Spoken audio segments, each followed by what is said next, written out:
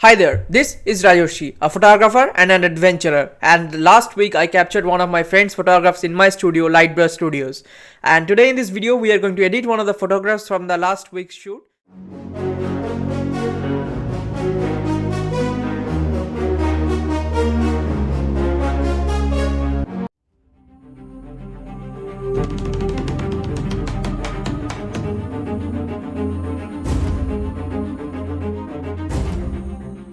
So if you can look at her face, the cheek covers a larger portion of her face, which is kind of my favorite thing because she has got a really nice skin texture and skin color, and we are going to work on the cheek first. So let us just see what's going on.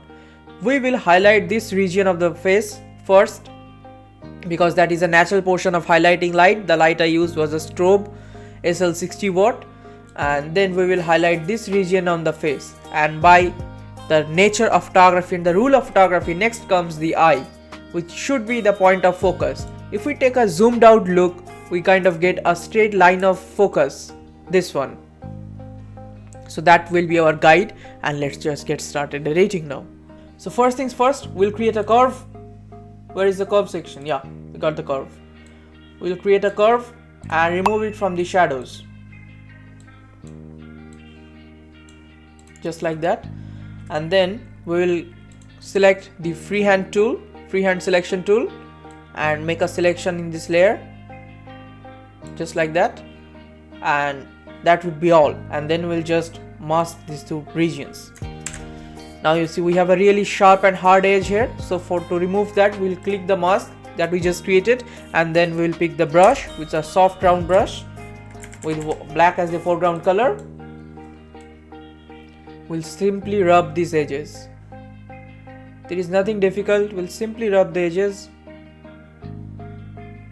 to accentuate the highlight, just like that. Now the opacity is too much, so we'll just take down the opacity around 32%, 30%. So you see this really creates a subtle effect, but that effect is really gonna take us a long way. So next thing we are going to do here is add a shine to the hairs. She has got beautiful hair, and I really like the way the hairs are flowing all across her face and apart from the face also. So we'll add some shine to the layer. So for that, once again we'll create a curve, and then we'll invert the curve, and next with a soft round brush with white as the foreground color, we'll just paint over these areas. Let us bring down the flow to around 40%.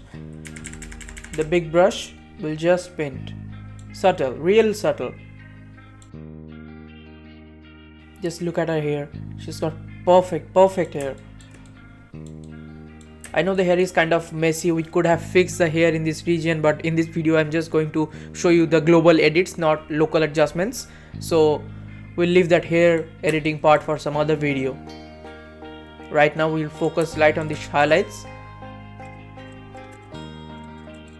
So see, this was before, this is the after, before, after.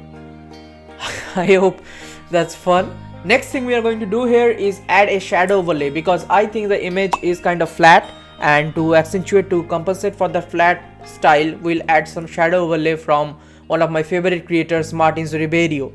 He has got this beautiful pattern of shadow overlays, which I'll just slap on top of it. Let us pick this one. Yeah, this one looks nice. Not in her eyes, somewhere like that maybe. And then we'll duplicate this layer to make it a slightly bit darker.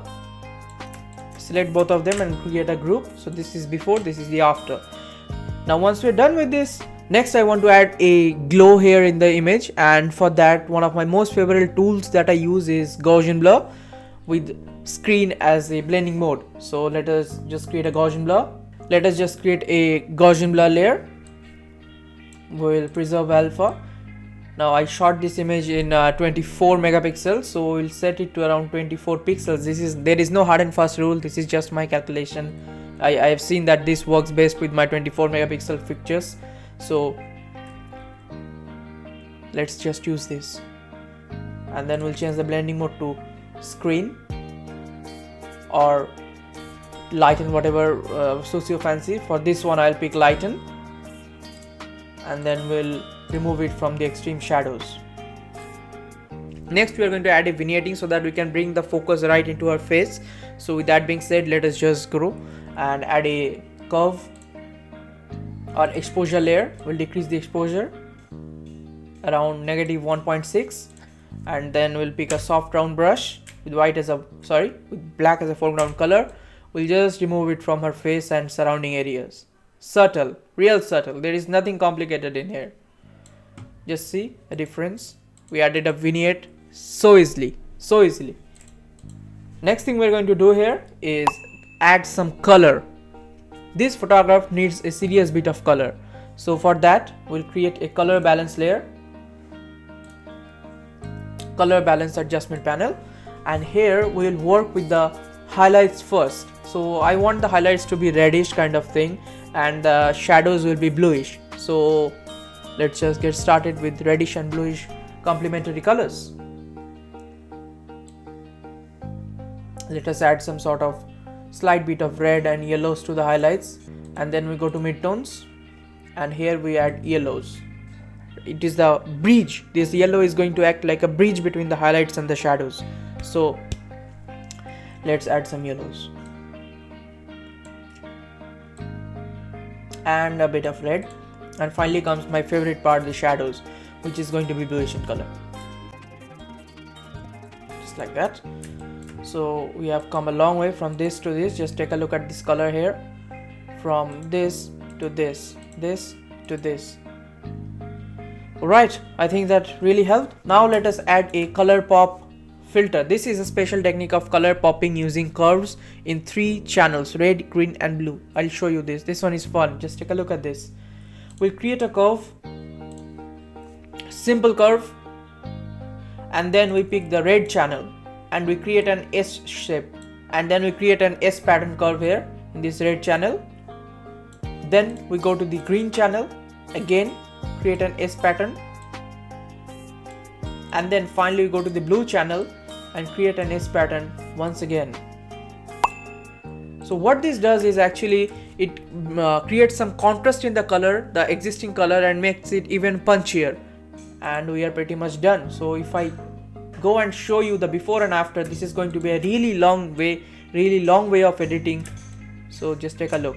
So this was before and this is the after, before and after. So this was our editing session today. I hope you enjoyed, because I kind of enjoyed editing this photograph. So with that being said, so thank you very much for providing this opportunity to click your pictures and edit your photographs, Debadrita.